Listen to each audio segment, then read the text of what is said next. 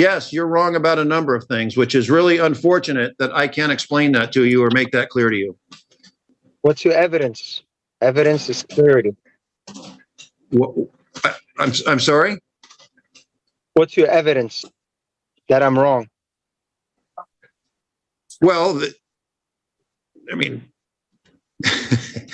you know, Before this hearing even begins, you need to understand what you're about to witness. A routine criminal traffic case, 2 misdemeanors, and 1 infraction, suddenly turns into a full-blown legal standoff. The judge is simply trying to confirm the identity of the defendant, Muhammad Idris. Instead, he's met with something unexpected, a man claiming he is not the defendant, but the trustee of the person. Now, here's where it gets intense. The judge is a seasoned district court judge handling everyday criminal matters: fuel permit violations, refusal to comply, minor offenses. Maximum penalty? 90 days in jail and a $1,000 fine. Nothing extraordinary. But what unfolds isn't about the charges anymore. It's about legal reality versus a self-created theory of trust law. The defendant repeatedly insists he is a trustee, that beneficiaries have been named, and that everything is private. The judge, calm but clearly puzzled, tries to clarify identity, rights, and procedure. What we're about to see is a clash between structured courtroom process and a belief system that simply doesn't align with criminal law. And here's the real question. Can someone escape criminal liability by declaring themselves a trustee? Or is this about to spiral into something much bigger than a traffic case? Let's watch closely. And on the Zoom call there, it says, it's going to read the trustee of the person, Muhammad Idris. Could you come on the Zoom call? Can you hear me? I can. Can you activate your camera? Yes. Just give me a second. Hi there. So are you, is it Muhammad Idris? The trustee. I'm the trustee. The trustee of the person is here, and all the beneficiaries have been already named. Okay, so I'm looking for Muhammad Idris. If you're not him, you're free to go. We'll issue a warrant for him. I am the trustee of the person. So, okay, I'm not sure what that means. You're going to have to explain that to me. I mean, I know what a trustee is. When you have a trustee over a person, that's someone who governs their affairs if they're not able to manage their own. Generally, people aren't trustees for themselves, and so that's why, and if you're, I'm not sure exactly what that means, and you're going to have to explain that to me. What I mean, like I say, if you're, I'm sorry. What I'm saying is the trustee of the person is here, and all the beneficiaries have already been named, and it's on a trust, and that trust is private. Okay, do you have a name? Because you are claiming that you are the trustee, or the prosecutor is claiming to be the trustee, and the investors I'm not. to be the beneficiaries. Okay, I'm going to stop you there for a second, because I'm not claiming that. No, you can't finish. When you say you are claiming to be something that I'm not doing, no, I'm not going to say that, because that's not true. I'm not claiming to be anything other than the judge in Thurston County District Court who's on this calendar. So I'm not the trustee of anybody. Well, you're here to come after my personal trust, correct? No. Why would you think that? I object being a trustor. Okay, well, you're not one. I'm just trying to find out who you are. I can't get any clearer when I said the trustee of the person is here. Okay. Is the person here? You're not going to answer that. The trustee of the person is here. Okay. And the beneficiaries have already been named. Is on a trust, and it's private, and my trust is private. Okay. What's the state's position on where this case is headed? And then I can come back and speak with Your Honor, if who I assume the trustee of the person is the person named as Muhammad Idris. And so, but let me hear from you what the state's position, these cases look like there's a fraction, a failure to control a traffic device. There's a special fuel trip permit. And then there's a failure to comply charge. yes. So what's the state's position on where we're going from here? If Muhammad Idris is not present, the state would ask for a warrant. Muhammad Idris I'm going to consider find- him present based on his verbiage. I know he's operating under a lot of false premises, but that's kind of on him. So, right. but I mean, what is the state where we're at here? If the state wants to go to trial on this case, we'll set it for trial, and then the state would ask the court to set dates. Okay. Within speedy trial, the state also would like to clarify whether Muhammad Idris is intending to go pro se or if he will have counsel at trial. He looks like he was okay. So I'm going to speak here for just a minute, and I'm going to kind of tell you where we are with this, and then we'll go from there. So, you said a lot of things already that just simply are not correct. And here's where you're at right now. All right. And so you've been charged. There's 3 things at issue here. There's 2 statutes that are alleged to have been violated: violation of a special fuel trip permit, violation of vehicle operator refusing to comply with an officer. And those are both, I think, simple misdemeanors, which carry with them maximum. Pause right here. This is a critical legal moment. The judge has clearly laid out the charges: 2 criminal misdemeanors, violation of a special fuel trip permit, and refusal to comply with an officer, each carrying up to 90 days in jail and a $1,000 fine. He also explains the constitutional rights involved: right to counsel, right to trial, right to representation. Notice something important. The judge is not arguing philosophy. He's outlining procedure. Criminal court operates on statutes and evidence, not private trust declarations. And here's the turning point. When the judge asks whether the defendant wants an attorney, that's not optional small talk. That's a required constitutional safeguard. If the defendant refuses to answer directly, the court still has to move forward. Ask yourself this: if you were facing jail time, would you rely on a trust theory or take a trained attorney who knows courtroom rules inside and out? Because from here on out, the stakes get real. Penalties of 90 days in jail and a $1,000 fine. Pleas of not guilty, albeit have been entered. And then these cases, they're both criminal cases. And what happens is they either resolve through some sort of plea or some sort of agreement, or they proceed to a jury trial. And now, if you go to it, since they are criminal cases, it's headed to a jury trial, you're entitled to be represented by an attorney. Look like a previous judge had already ruled that, or found that you were going to. Are you going to represent as the trustee of the person of Muhammad Idris, going to be present to contest the criminal charges against the named Muhammad Idris? Are you going to do that yourself, or do you want to have an attorney appointed to represent? I can screen you for court-appointed counsel, or you can hire an attorney to represent yourself. Do I have a standing to speak? Yes. Okay, I object to what the prosecutor has said. Okay. And I'm standing on, I am. You're standing on what? The trustee of the person is here, and the beneficiaries have already been named. Okay. It's not a trust and it's private. Okay. And I object to the prosecutor saying that representing myself, I object to that. I object to being the trustor.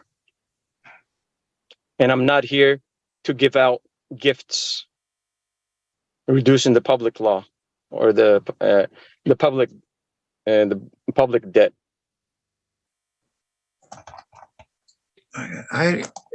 Because I'm brought in as a trustor to give out gifts, and turn around, and what the court is doing is coming after me for the commercial promise.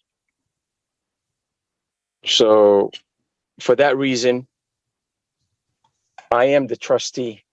I'm standing on that position. All right.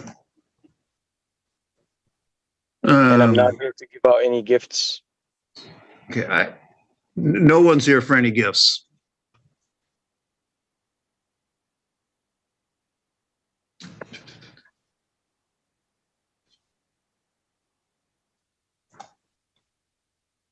So I object to that.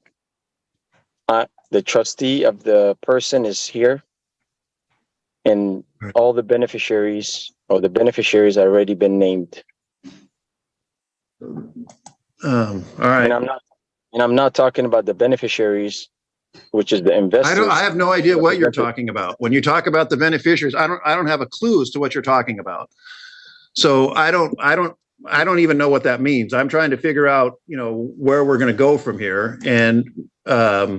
And I have an idea, but in a minute, I'm going to take up some of these. I'm going to take some of these other cases, and then I'll come back to you. But I'm the only witness on the case, correct? No, you're not. That's not correct.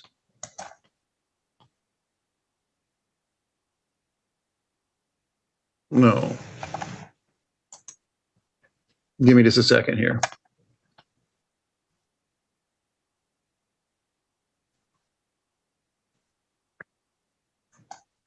Mr. Newcomb, you can mute up there, Mr. Idris, and then I'll come back to you here in just a minute. And you can go off camera, but don't leave the Zoom call just yet, because this is going to take some time. I'm going to take care of some of these other cases first. Mr. Newcomb, is your case ready? I don't hear him. And then Ms. Lazarek. Your Honor, we'll be doing a change of plea today, but I'm just waiting for my client to log on. All right.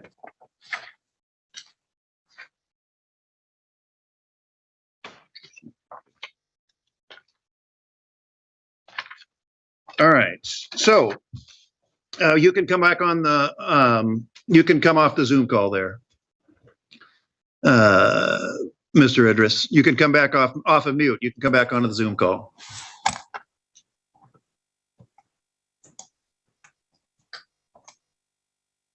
So here's where we're at here.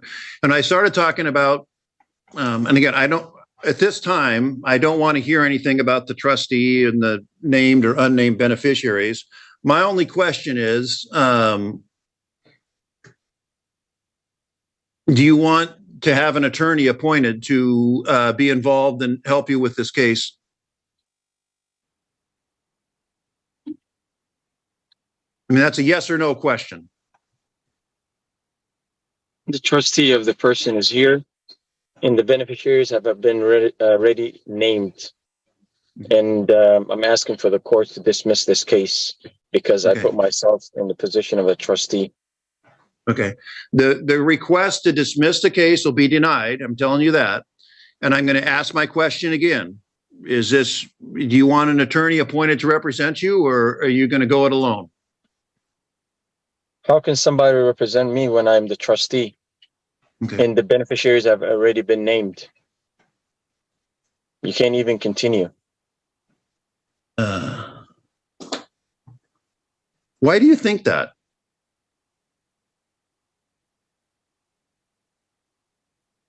What does it have to do with thinking? Yeah, that's a good question. Well, I mean, you're just telling me that, well, I've named the trustee and the beneficiaries are named who haven't been named to me, so I don't know who they are, and they're really not interested. I mean, if life were that easy, anybody could do that in any criminal charge. Anybody get charged with anything? Well, I'll just name myself the trustee of the person and name some beneficiaries, then you're off the hook. Things just don't work that way. How come they don't do it? And so in terms of, at some point, on the, there was a scene where you were contacted by a law enforcement officer, or maybe even more than one. They identified some charges or some statutes you were not complying with, including, the special field trip permit, and you refused to comply with the officers and things of that sort. So they refer that to the prosecutor's office. They're charging a crime. And I've told you what those two crimes are. And now, again, these cases either resolve, and if you've been on the Zoom call, which I think you have for a while, you've seen some of these cases resolve, or they go for a jury trial. And again, you've seen all these other attorneys who represent these folks. I mean, if they could make these cases go away simply by naming someone as a trustee or naming the charged person as a trustee, I mean, shoot, they'd all do it. And then nobody could ever be prosecuted for anything. So that's why I'm wondering why you think that. And now I'm losing my voice, but it'll come back, I promise. So if you're going to keep just go ahead. I mean, if you're just going to keep repeating that to me, then I don't have much of a choice other than we'll just set this to a jury trial, and then you can repeat that to the jury and see how that turns out. But I don't really have much of a choice here right now. This is where the tone subtly shifts. The judge has tried explanation. He's tried clarification. He's even tried analogy, saying if naming yourself trustee worked, everyone would do it. Now he makes it clear. If this continues, the case goes to a jury. That's not a threat. That's process. Here's what's legally significant. Once a case is set for jury trial, 6 citizens will decide guilt based strictly on evidence presented under the rules of criminal procedure. They won't be debating trust law unless it's legally relevant. And so far, the judge has made clear it isn't. This is also a strategic crossroads. Representing yourself against a licensed prosecutor is incredibly risky. The judge even explains the prosecutor is trained, bar certified, and experienced in jury trials. So let me ask you, is this confidence? Is it misunderstanding? Or is this a strategy that's about to collapse under courtroom rules? Because once a jury hears this, there's no reset button. I object. Isn't the prosecutor supposed to be speaking and ruling between me and the prosecutor? Say that again. I didn't understand that.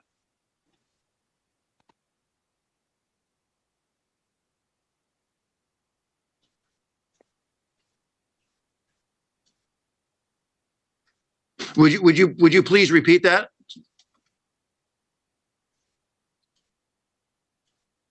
How come the prosecutor is not saying anything? Why is the prosecutor silent?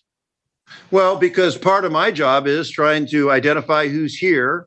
And then the prosecutor did say that they want to figure out whether you're either representing yourself or you want an attorney. And so that started the conversation between me and you as to whether or not you want an attorney or not. And frankly, I still haven't gotten an answer. When I ask you that question, you just go back to restating yourself as the trustee of the person of Mohammed Idris, and then the beneficiaries have been named. So I want to get through that hurdle. And then, I have some responsibility to do some things here before we really hear from the prosecutor. Prosecutor will, I suppose, if this case goes to jury trial, they'll do that. They can negotiate with you some sort of resolution to the problem if you wish to do that. I can set this over for a period of time to give you an opportunity to do that. But and again, you still haven't even admitted that you're the person who was pulled over by the police officers on that day. So, I mean, we kind of have to get through some of these preliminary hurdles before we can get to that. The trustee of the person is here, and the beneficiaries have already been named. You have said. The beneficiaries have already been named. All right.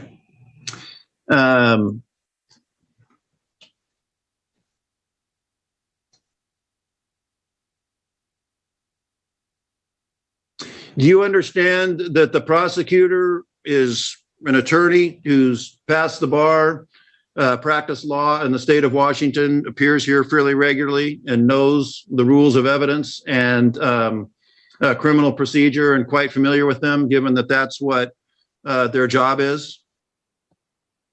I object to being the trustor. Okay. Do you understand what a prosecutor's job is? I object to being the trustor. All right, you can go ahead and mute back up. You can stop your camera, and then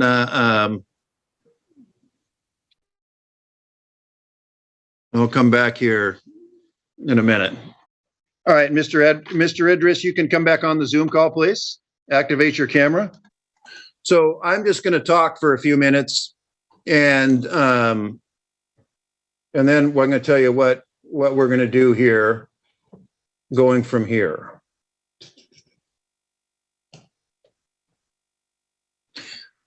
It looks to me like your first appearance on these cases was on July 17th, and speedy trial runs through right now, October 15th, 2023. So you are charged, as it looks like you were in front of a pro tem back on July 17th.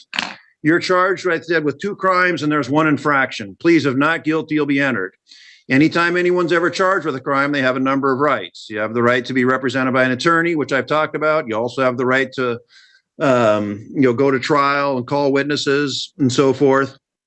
And so, let me finish, please. Don't interrupt me. I know what you're about to say, but I'm going to talk for a while here. So just please don't interrupt me. And at the end of it, then you can say what you're going to say. All right. My apologies. So this case has started. This case is headed towards trial, apparently. And if my voice holds out, the trial is going to take place someday before October 15th. You have the right to an attorney, as I said. You also have the right to represent yourself. If you choose to represent yourself, I just want to advise you that you would be at a serious disadvantage. The prosecutor, as I tried to explain earlier, is a trained attorney, been through law school, been practicing law for a while, well-trained, well-versed in the rules of evidence, well-trained, well-versed in the rules of criminal procedure, been through jury trials before, they know how to conduct them. And so if you were to represent yourself, you would be at a huge disadvantage. It would be to your great advantage to have an attorney appointed, or you can hire an attorney to represent you. But as I said before, you do have the right to represent yourself.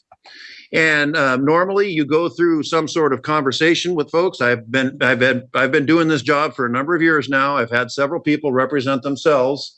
Normally there's a conversation I've had with people about asking them that they're aware that if they represent themselves, they'd be at a disadvantage. I tried to engage in that discussion with you. You just kind of reverted back to repeating that you're the trustee of the person and the beneficiaries and the name, so forth. But rather than go through the question and answer portion, I'm just going to tell you that's where we're at. So we're going to set this case. We're going to do 2 things here today. We're going to set the case for trial. You're going to get notice in the mail of that. You're also going to I'm going to set a status hearing or a pretrial hearing in about 3 weeks. And then somebody else, maybe it'll be me, will probably try and go through all this again. But I'm going to tell you some things that, you said you object to this and you object to that, and you're free to object to anything you want. But I have the ability to either overrule the objection, which means, turn down your objection, or sustain your objection. And I'm having trouble actually understanding what your objections are. And so, and again, I'm going to lay out some of what's going to happen at trial if it goes that far. In a trial, they have a group of citizens come in, both the attorney and defense attorney or the person represent themselves, and the prosecutor has an opportunity to question them, talk about the issues that might come up in the case. Then they can eliminate who they don't want on the jury. And then 6, you will end up on a jury, and then the state will present their case. You or an attorney, or you on your own behalf, or you as the trustee of the person, can present your case or explain to the jury why you think you should be found not guilty of what you're charged with. And so in the grand scheme of things, frankly, the charges that you're charged with are not far from the most serious that we see around here. They're not. But they are crimes, and they are in their own way serious. And so I don't know whether anything I've said has made any impression on you at all, but that's what's going to happen here today. And if you wished so this case is headed for trial, and like I say, we'll do sometime before October 15th, but we're going to do intervening, and I'll tell you when that is. Why don't you set just a status pretrial for like about 3 weeks. And you can think about what's going on here. You can think if you want to take some alternative place. If you want to just come to court and keep repeating the same thing to me when you get in front of a jury, you keep repeating that same thing to somebody else. I suppose there's no way I can stop you of doing that, but I'm just trying to enlighten you on what's going to happen. And, some of, your objections you talk about. See, that's the advantage the attorneys have. The attorneys know when objections are well-founded and when they're not. And I kind of get the sense from you that you really don't have a complete or accurate idea of what this is all about and what's happening. And so I tried to spend some time explaining that to you as best I could. And I guess I told you I'd let you speak, or hinted that I would let you speak. I'll go ahead and tell you. Do you have any response or any thoughts on this, or would you understand this is going to trial, or go ahead? I've said what I'm going to say. I'll turn things over to you. Any response to any of that? Again, I object. I'm standing at what I said. Okay. And what specifically do you object to? Just so I can create a record, so I'll make a ruling on your objection. What are you objecting to? I'm objecting to everything you're saying. It's a hearsay. It's a assumption, a presumption. It's a tacit agreement. It has nothing to do with the facts. That's why I'm the trustee. It has it has everything to do with the trust law. The trustee of the person is here, and the beneficiaries have already been named. That's why I have a trust, and my trust is private, and I don't see your trust. And in the trust that you have, the trust that the prosecutor has named you as the trustee. That's why you keep asking the prosecutor what they want to do, because they named you the trustee. And you guys brought me into court to to give out gifts. And I'm not here to give out any gifts. Right. I'm here to object to giving out any gifts that's supposed to reduce the public debt. Am I wrong? Yes, you are. And that's frankly, that's kind of the sad thing, because I'm really not sure completely of what you're saying, but a lot of the things you just said are quite simply not true. And I asked the prosecutor where they wanted to go in the case, because they file the cases, they choose to go forward. Sometimes, as you've seen today, if you've been paying attention, the prosecutor said, "No, Your Honor, we're going to dismiss this thing." And so I dismiss it. So I asked the prosecutor, they filed the case. What do you want to do with this case? They said they want to go forward, which brought about this conversation that we've been having. And that's just one example of one of the things you're wrong about in terms of this whole trustee thing. I don't know what that means to you, but I have an idea of what a trustee and is and things of that sort. And I don't have a trust. I'm not anybody's trustor or trustee. In this court, neither is the prosecutor. And so that might be the most direct moment of the entire hearing. When the defendant asks, "Am I wrong?" the judge answers plainly, "Yes." And legally speaking, here's why. Criminal prosecution is initiated by the state based on alleged statutory violations. It has nothing to do with personal trusts, gift-bearing, or reducing public debt. The judge even explains the burden of proof. The state must prove guilt beyond a reasonable doubt. That's the framework. That's the battlefield. But notice something else. The judge isn't mocking. He's actually attempting to educate. He even says it's unfortunate he can't break through. That's a rare moment of transparency from the bench. And here's the deeper issue. When someone builds their defense on a premise the court doesn't legally recognize, it creates a disconnect. The court proceeds under established law. The defendant proceeds under an entirely different interpretation. And when those two realities collide, the law always wins inside a courtroom. When you say, "Am I wrong?" the short answer to that is yeah. And unfortunately, and I'm taking some time to try and explain it to you, but I just don't feel like I'm breaking through. But to answer your question, am I wrong? Yes, you're wrong about a number of things, which is really unfortunate that I can't explain that to you or make that clear to you. What's your evidence? Evidence is clarity. I'm sorry? What's your evidence that I'm wrong? Well, I mean, you know, other than me just telling you that I'm not a trustee, I can't prove something doesn't exist. I mean, there is no trust. There's nothing else, and I have no documents that saying there's not one, and I don't have any document. There is no document saying that there is one. And so again, that's on that single issue. That's So you're not coming after my personal trust? no.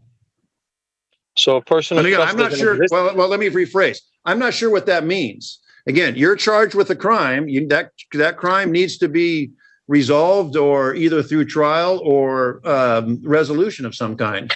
And so, in terms of coming after your personal trust, and by the way, you know, I'm not the one who filed the charges. That was done by the prosecutor and all of that. And so, what they're trying to do, I think, and I don't know this for sure, and I'm just trying to do this by way of explanation, not because I'm on anyone's side. You know, it's their responsibility. They're bringing the charge. It's their responsibility to prove it beyond a reasonable doubt. It's your or the defense attorney's role to explain why the charge should never have been brought, or that there reasonable doubt exists as the charge was ever committed. That's what this is about. This whole trust thing, I think you're just going down a way that's really doesn't have any relevance to what's happening here. And I've tried to explain that to you, and I'm more than willing to continue to. We can't go at it all afternoon, but I'm trying to make this as clear as I can to you. But again, it's unfortunate. It's a failing on my part that I'm not able to break through to you. Your Honor, if I might for a moment. In a minute. So I guess we'll set it for status hearing. We'll set trial dates, and then we'll just go from there. Your Honor, based on this conversation, the state has concerns about the defendant's competency. Yeah, we're not going to go down that route right now.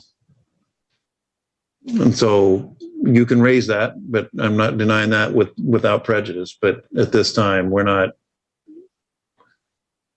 For one thing, as you well know, given the nature of the charges, and given the schedule of this case, will drag everything on we'll be here for the next couple of years.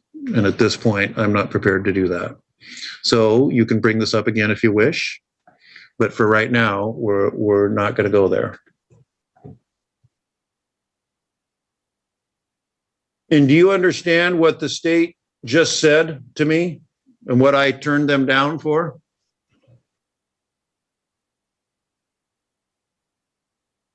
Again, that's a yes or no question. The representative from the state, the prosecutor, she just said something to me. And I said, no, we're not doing that now. She made a request of me. And so do you know what that request was?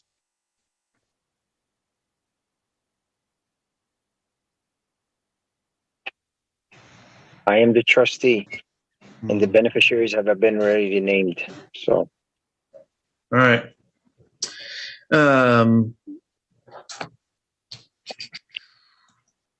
Did he been sent discovery? No, Your Honor. Okay. Because yeah, I understand why. I understand why.